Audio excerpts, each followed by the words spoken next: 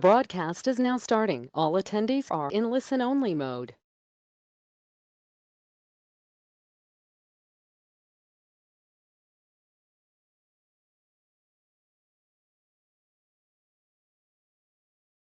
Hello, everyone. We'll begin in just a few minutes. So I want to make sure we give everybody time to get logged in and settled. So just give me a couple minutes and we'll get started. Thank you.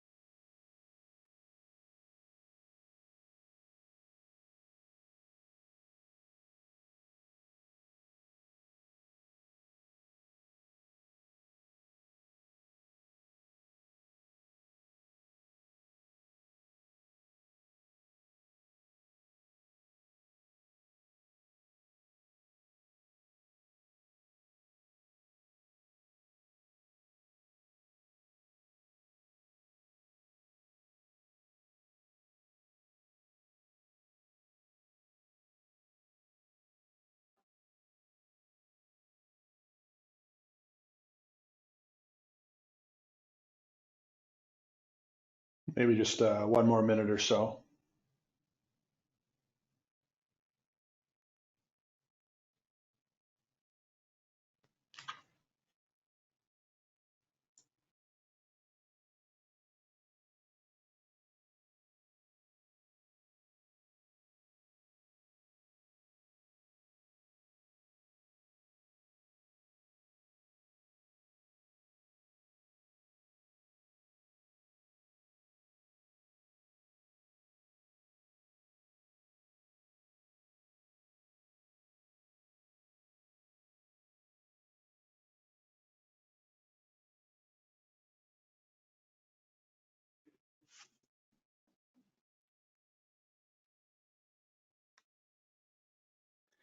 Okay, I think we can get started.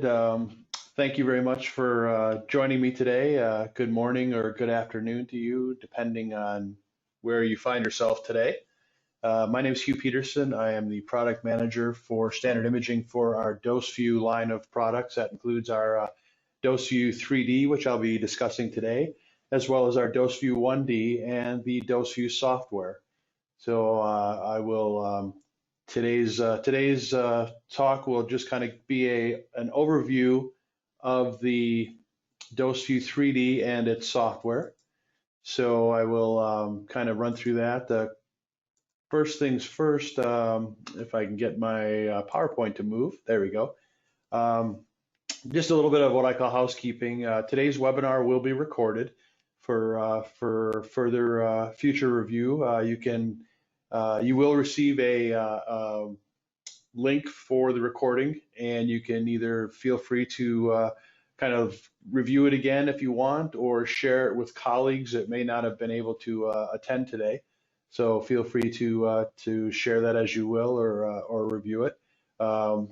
You'll be on mute just because of the number of attendees today. So there's a dialog box on your link there that has questions, so you can feel free to enter a question there, and I will address them at the end of the talk. And just a little bit about Standard Imaging. We're based in Middleton, Wisconsin, just outside of Madison, which is the capital of Wisconsin. We were founded in 1989, so we're going on about 32 years now of QA equipment and precision measuring devices for radiation therapy. We're design and manufacturer of a full suite of QA products from, as you see, our water phantoms, which we started manufacturing in the late 90s. So we've got a lot of history there with those, as well as our X-ray line of ion chambers, our line of electrometers, our Supermax, our Max 4000 Plus, and our CDX 2000, as well as a number of different phantoms for anything from stereotactic, like our Lucy Phantom, to our Mimi Phantom for doing your IGRT and your imager perpendicularity tests, things like that, your couch shifts with the Mimi Phantom. And then we also have a whole host of software packages available as well. We've got PIPS Pro for TG142 QA, Imager QA, MLC QA, et cetera. And then we also have our Adaptivo software for patient QA using the EPID and cone beam CT dose calculations. So as I move on, like I said today, I just want to do kind of more of an overview than a full deep dive into the software. If you want to see it a little bit more in depth, please feel free to check on our website, and you can find an email for your regional representative, or sales@standardimaging.com will get you to your correct representative, and we can set up a more in-depth review of the software and the hardware. But just kind of stepping through, as far as what we're kind of got going on here. And for some reason, there we go. My PowerPoint's acting up a bit today. But the Water Phantom QA objectives. So acceptance testing, obviously, checking your system versus the manufacturer stated specs, commissioning of the Linux, checking all your energies, your field sizes, your wedges, et cetera, getting that into the treatment planning system accordingly. Annual QA, for example, your TG142 tests, and then also periodic tests and checks of beam quality as they're needed. Something may come up midstream, and you might need to pull the water phantom out and check some of your beam energies, things like that. So that's kind of obviously what the water phantom's all about. You know that for sure. What makes a good water phantom? Obviously you want highly accurate and repeatable positions.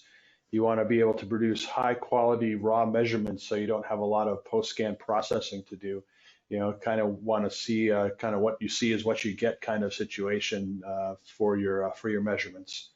You want reliable hardware operation year after year. One thing like I mentioned, it's not something you use every day, so you want it to be able to pull it out of storage and fire it up and be able to jump right in. And that's kind of leads into our easy setup and use of our system as well, not only on the hardware side, but also the software. It's not something you have to kind of relearn. You can pull it out and be comfortable with it very quickly, especially when, your best case scenario, you're only using it, maybe once a year. And then you also want that flexibility and compatibility with the different detectors and different protocols, the different treatment planning system formats, things like that, different energies, electrons, photons, triple F. There's a lot of different functionalities within the use of a LINAC now. So you have to have that flexibility and compatibility as well. So one thing we like to say about our system, better hardware, better data. We've made big pains to be able to produce a system that's very, very rigid, very accurate, and very reproducible and consistent. And we've done that using heavy metal, heavy gauge aluminum extruded frame, which maximizes your rigidity. It simplifies that setup, and it maintains that reproducibility time after time. Your positional accuracies are within 0.1 millimeter per axis. Allows for a very quick 3-point leveling. And each individual, even before it goes out the door, is tested, not only a burn-in test for the motors and the motion controls and things like that, but also for your geometric machine accuracies of the system as well. We put it on a industrial coordinate measurement system, and we measure those accuracies down to those sub 0.1 millimeter accuracies that we produce our system for. So just a few things designed for ease of use. The water tank and the frame are mechanically secured together, ensuring a very long-term integrity. We have a suction drain that actually has a little moat around the bottom to actually pull the water out, and then it takes out all the residual water. So there's no water left in the tank for the armature to sit in. And obviously there's different qualities of water out there, so you don't have to worry about mineralization or oxidation, things like that. Well, with a arm sitting in water for any length of time, it draws the water out pretty much completely and does not sit in any additional water. We've got a fully integrated lift and reservoir cart. It's got a positioning platform. We also have a lift-only cart, which does not have the reservoir. That's available as well. A little more on that positioning platform. It has course rotation at 45 and 90 for those diagonal scans. It kind of locks into place at those positions. And they also have, as you can see on the edge, there's little black levers, dials to do once you get the course adjustment under the crosshair, you can do a fine adjustment in X and Y direction as well as rotational direction. So it's quick and easy to set up as well. We've got a new design, our Generation 2 hardware design. It's got a little bit lower profile than the original design, so it being a little more compact and gives it improved rigidity. It also allows for Halcyon compatible functionality as well, so it'll fit in that Halcyon bore without an issue, and you can do your commissioning with the Halcyon system as well. We've got wireless connectivity, not only with our intuitive wireless pendant. You have all the functionality, the movement functionality on the pendant itself. Gives you basically a very simple setup and system configuration. Allows you freedom to walk around the water fan and without having to kind of drag a cord around that's attached to the motion control system. So it gives you a little more leeway, a little more freedom around that water phantom for eyeing up those water levels and things like that. It has the onboard display, so it always shows your probe position in a backlit display in your X, Y, and Z positions. It's three touch button probe speeds, fast movement, slow movement, and then also a 0.1 millimeter step, so you can really fine tune that chamber position as you're doing your setup. Nice feature too is we have a bias switch on the pendant. So if you're in and out of the bunker and you go out and you remember that you left the bias on, or for some reason you can turn it off at the pendant as well, so you don't have to run back out to the console and turn the bias off at the software. We have functionality for the system itself to be wired or wireless to the PC. We've got a Zigbee type radio that allows that wireless connectivity between the water phantom itself and the PC. So it gives you that versatility, convenience of being able to have less cabling on the floor to trip over, and set up makes it a little quicker that as well. So moving on to our electrometer, one thing that Standard Imaging has done, we've got a long experience with electrometers going back to our original CDX 2000. And our Max 4000, which is definitely a clinic workhorse, and then also now our touchscreen Supermax electrometer, dual channel electrometer. So we've got a long history and a long experience building nice electrometers, solid electrometers, accurate electrometers. It's a charge digitizing electrometer for that high-speed acquisition for scanning. It's got a 10 femtocoulomb resolution. It's got dual polarity bias voltages and independent bias. You can have one channel on, one channel off if you're using diodes or our scintillation detector, W2 scintillation detector, things like that, where you don't necessarily want to bias or you do not want to bias across the detector. So you can turn those off, but then you can also have a chamber, an ion chamber with bias on it as a reference if need be. So you have that independent bias voltages as well. We've got a very innovative detector alignment system. It comes with a number of different chamber holders, as you can see on the bottom there, from anything from our included A28 scanning chambers, the 0.125 scanning chambers, as well as a holder for universal thimble type chambers, universal holder for our small volume chamber, our A26, as well as a universal thimble chamber and farmer chamber holder for doing your depth scans and your monthlies if you want to do that with your with your water phantom, and a number of different parallel plate chamber holders you can see there as well. But we have a very versatile detector alignment system. You can see on the bottom there to your left the water surface alignment jig. Very quick, very easy, allows you to set that into the chamber holder to set up your surface position. You can see that in the drawing rendering there with the different positions of that holder. You can eye that up, and if there's any distortions or misalignments, you can easily see that with the scribe lines on the system, and the water level with the X showing you any kind of distortion of the X that it's not at the correct spot in the surface, or if you get a good solid X, you'll know that you're in the right spot. And we also have a detector alignment jig, which is in the upper right. That actually will allow you to set that chamber accordingly. And then once you have the water surface alignment jig in place, you just remove those two thumb screws, replace it with the chamber holder, and it actually will put it right back in the same exact spot you needed for your chamber setup within the water phantom. So that's kind of some of the functions of the detector alignment system and the detector mounting system. We also, within the software, have an automatic fine beam center function, where you actually can locate your X and Y center of the beam. It'll run out to the 50% dose line on the field and give you those any necessary shifts. And you can do that at multiple depths too, to make sure that your alignment is correct. Very easy to do with a one touch button.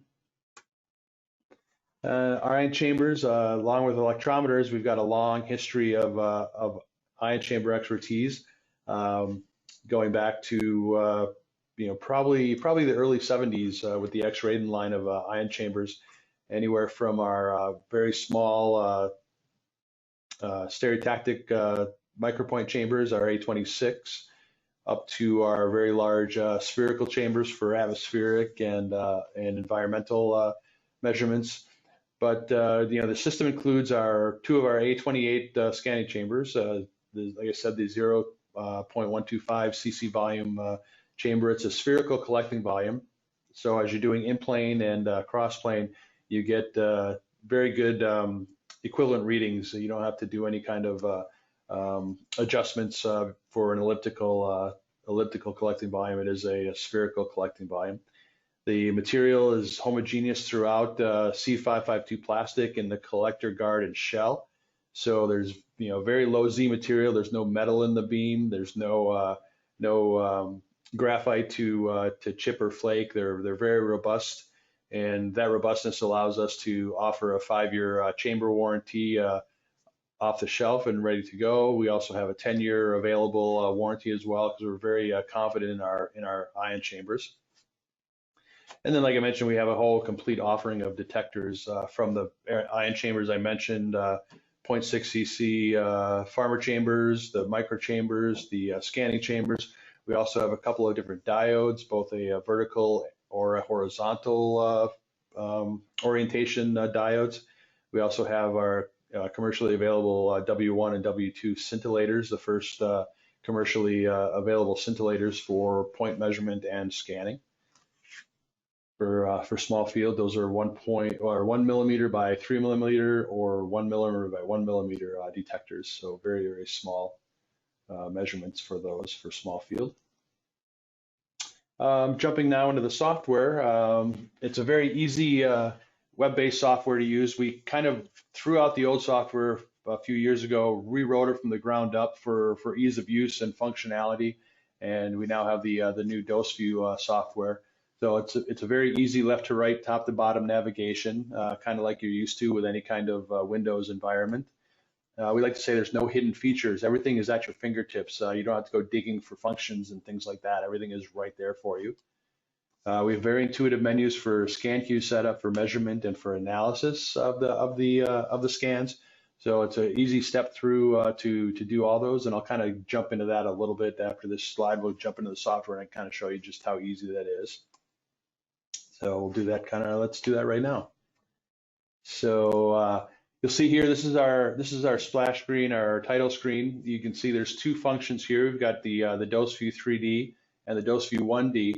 This is a new integration for our last version. We kind of did the same thing we did with our 1D software that we did with our 3D software. We basically tossed the old software, started fresh and brand new, and incorporated functions of our 3D software because it gets a lot of nice kudos from users for its ease of use and functionality. We kind of incorporated that into our 1D as well. So, if you keep an eye on our website, I do some occasional um, webinars on the 1D software as well. But today, like I said, I'm going to kind of concentrate on the 3D. So we can kind of click into there. And very clean. Basically, you have three tabs here. You've got your setup tab, your measure tab, and your analyze. Then you've got 4 tabs here that are just very easy to do your setups.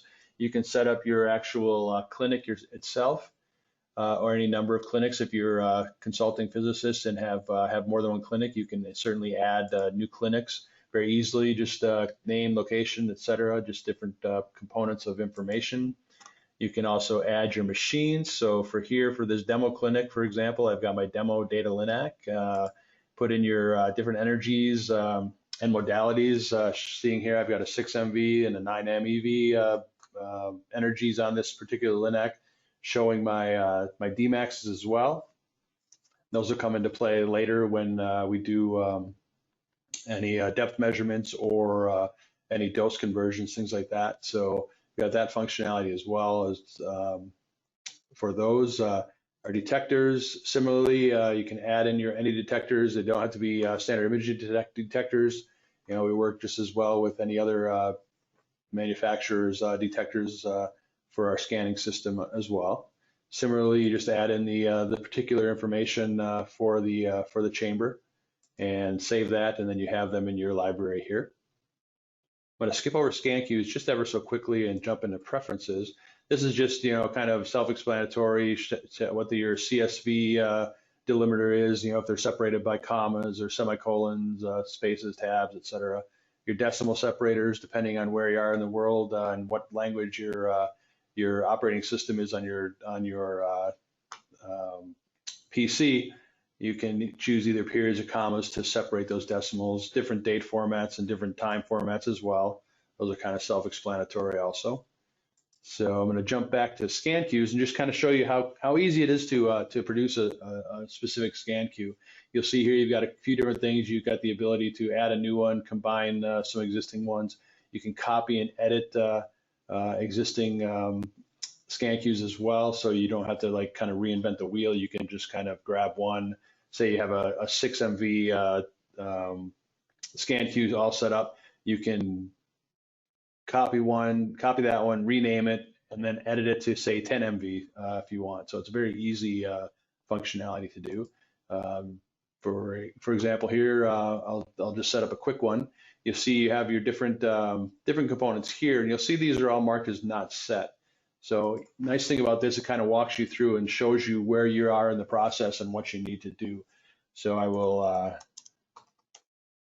just kind of do this, and now you can see that changed over here to complete. But I can also go in. I want to do MV. I want to do MLC. I want to do just no modifiers, so no wedges, or of course, since I'm doing photons, no electron cutouts. I can also do stereotactic cones as well. But now that said, I can go to my energies. I just want to do 6 MV. I don't have 18 MV on this machine, so I can easily delete that. Now that one's gone, but I can add any other. If I have maybe I want to add 10 to it, I can do that. So it's you can do those as well. But I want to just do 6 on this one. My field size, I want to do maybe a 10 by 10 and a 20 by 20. And then lastly, my scan types. So I want to do in plane, I want to do cross plane, I want to do depth. You also have the ability to do diagonals, diagonal scans. You can do cross plane half scans, or in plane half scans as well, as you see fit for those very, very large fields. This will scan 40 by 40 fields though, as is. So if you do want to go bigger or have more scatter at the edges of the beam, you can certainly choose those half scans as well. My depths, I just want to, for this one, I'm going to do maybe 1.5 at Dmax, and then Dmax depth, and then maybe 10. CAX offsets, I don't want to go offset, so I just want to do 0, but I can add any offsets, maybe 5 centimeters, 10 centimeters, whatever you want to do. If you want to do some offset, um, off-axis scanning, I should say, very easy to set those up as well.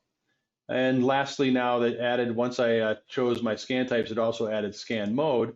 And this gives you the ability to set your profiles and your depths. We've got the ability to do not only step scanning, but continuous.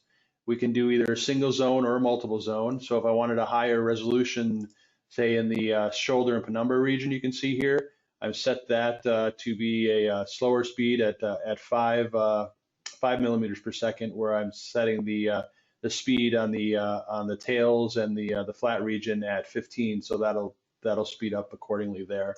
And if I were to do it in step, it changes that to millimeters versus millimeters per second. So you have that functionality as well. You can choose your zone sizes also.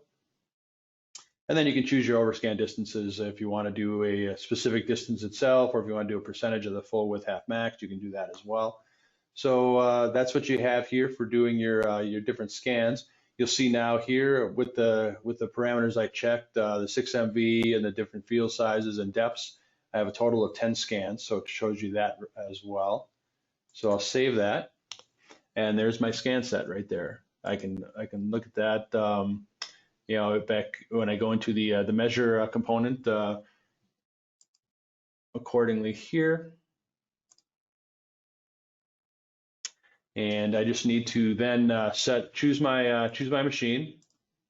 I need to double check my dose rates, and there are defaults set, so you can leave those as default, or you can adjust those accordingly. So those are set. Same thing here. You can see what things I need to address here are in gray. The things in blue are ready to go. Choose my detectors. I can choose my my 828 1 and 2 for my field. Choose my bias. I want to set a field, and oops, I need to connect my electrometer. I've got a demo function here as well, which is nice. So when you do you know, need to do some scanning, you want to just kind of reacquaint yourself, you can set it up for demo, and then you can do demo measurements, you know, without it being connected to a water fan. But now once I connect and initialize, these become active, and I can go ahead and set my biases. So if I want to turn that off, I can just uncheck that box. So I can zero that electrometer from here. I can also zero it from the measure when I actually go to measure, and I'll show you that in a second. My position, my phantom orientation, that's just kind of how the phantom sits underneath the gantry, showing this the electrometer, I'm sorry, the motion control box here, where how that is set underneath the gantry. So those are all set now and in blue and ready to go. So I can go to my queue. I want to load my queue, and I can load my test set here. And this is just kind of remember a reminder to check your dose rate settings, make sure they're correct. They are, because I double check those. I can zero my electrometer from here. I can normalize to a specific depth. So here I want to just normalize to Dmax. So I'll go to that position. I will normalize and close that after it normalizes. And then basically I'm ready to start my scan. So I can go ahead and click start here.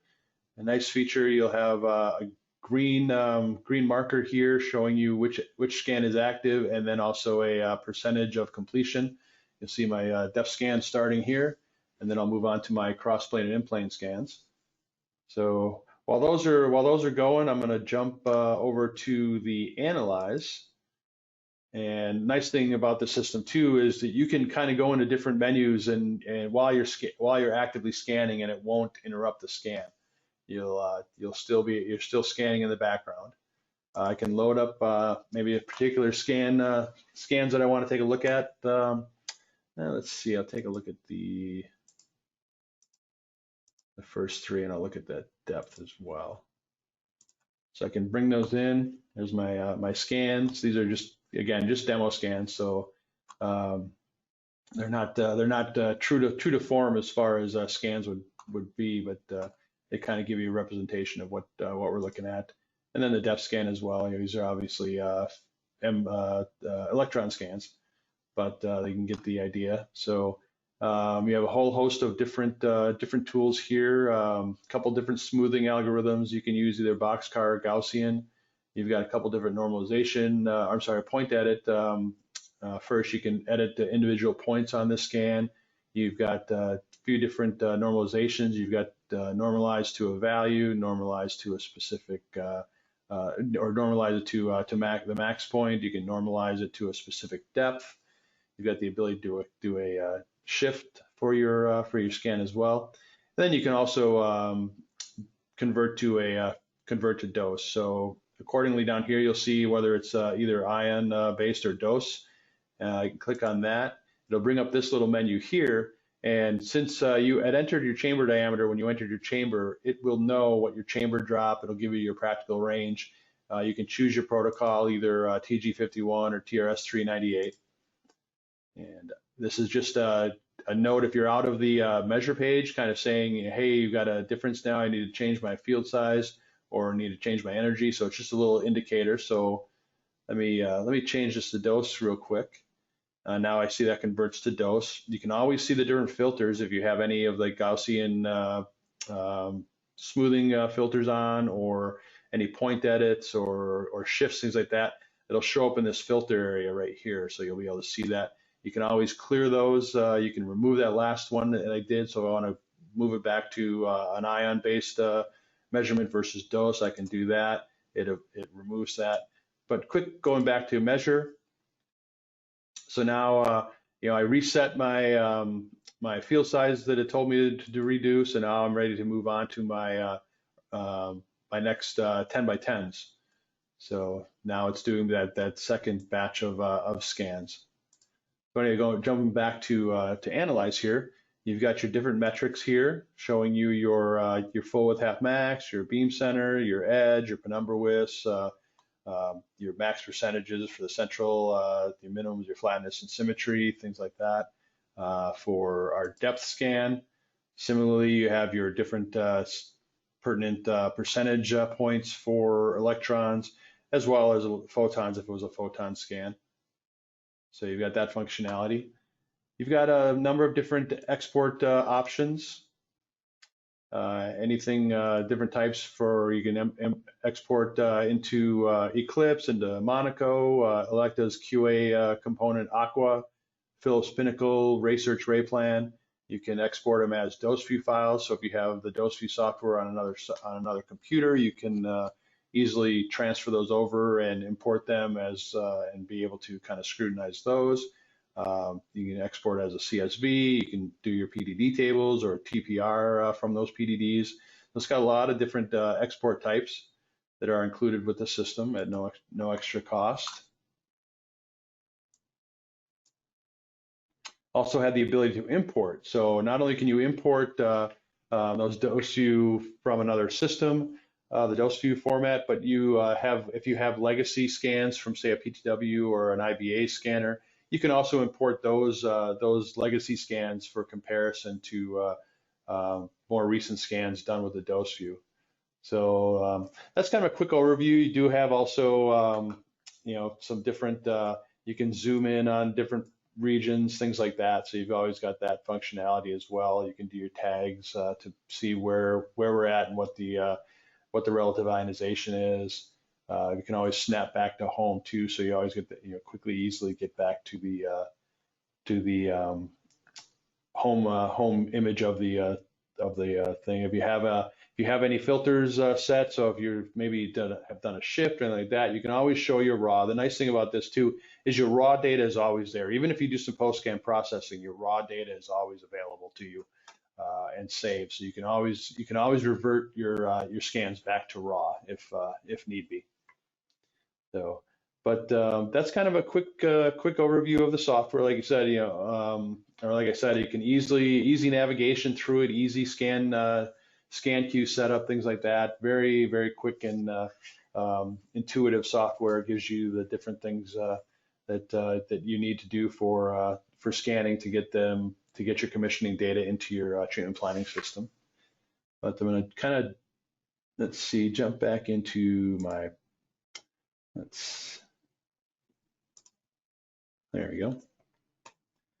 So just a quick in summary, the DoseView 3D, it's a very structurally rigid design, gives you the unparalleled repeatability and accuracy with that extruded aluminum frame and motor system that we have on the scanner. Positional precision within 0.1 millimeter per axis, very quick system setup. Wireless functionality if you want to go that route. We also have the wired capability, and all the equipment and all the accessories for either functionality are included with the system. We've got the fast acquisition dual electrometer with the independent biases, and that intuitive and versatile detector alignment system as well. Software, like I said, easy right to left, or I'm sorry, left to right, top to bottom navigation. Quick queue setup as you had seen with easy copy and editing functions. No hidden features. Everything is kind of right at your fingertips. We have the ability for step or continuous scanning with those multiple zones as well. Full export to any number of treatment planning systems and formats. Import functionality from those legacy systems if you have, like I said, a PTW or an IBA data that you want have replaced that Phantom, but you still want to kind of look at that data, you can certainly do that. And we've got a very straightforward post-scan processing and metrics. And the nice thing about our system too is we get very good raw data, so typically there's very little post-scan processing that's necessary. As I mentioned early on, the new DoseView 3D that came out, probably I think it was like November of last year. Has the integration of the DoseView 3D and 1D software with the 1D software enhancements. Again, if you want to take a look at that, there are recorded webinars on the 1D software side on our website, or I do also scan webinars for that as well, so you can check our schedule on our website as well. Future we're working on right now, some improved scan comparisons, some increased scan comparison capabilities, allowing you to set a reference scan, which kind of becomes somewhat of a baseline to compare newer scans to. You can kind of see how your LINAC is behaving over time, or if there's any change in the beam quality over time. Also will include the ability to have gamma comparisons as well, so you can actually see gamma node comparisons between two sets of scans. So that's slated for later this year. We're probably about, I would guess, probably about 75–80% done on that. So we're moving along pretty well with the new version there, which will be 3.1. Also, just a quick point of note, coming up end of the month is AAPM, and it's virtual this year, and we'll be doing in kind of coordination with AAPM at the similar times during different break day of the days. We'll be doing some different webinars, patient-specific QA, small field measurements, including with MR compatibility, using our scintillation detector, our W1, W2. The DoseView software, I'll be talking about the 1D on the 27th of July on that Tuesday. We've got a new revamped auto segmentation QA software, our structure AI package that's kind of new system to us. And then also a new version of the software for the QA stereo checker. If you're not familiar with the stereo checker, it's a filmless QA device for CyberKnife, but now with the new software and the kind of reimagined, it's also good for small field for LINAC use as well, conventional LINACs. So those, if you want to find out more, you can go to standardimaging.com/webinars, and you can sign up or register for any of those. And as mentioned earlier, if you do sign up for some reason you can't make the actual talk, you will get an email with the link to be able to view that webinar at your convenience. But other than that, that's kind of all I have today. So, if you, like I said, it's just a quick overview. If you want more information, you can go to standardimaging.com, and you can contact either sales@standardimaging.com or myself, Hugh Peterson, which is H. Peterson at standardimaging.com, and we can set you up with a more in-depth demonstration of the software. But that's kind of all I have. I'm going to take a quick peek, see if there's any questions. I don't see any, but if you do have any questions after the fact, feel free again to email us, and we can certainly answer those questions. But otherwise, I thank you very much for your time, and you hope you have a good rest of your day, your morning, your afternoon, your evening, again, depending on wherever you're watching from. And thank you very much for your time. I hope you have a good day.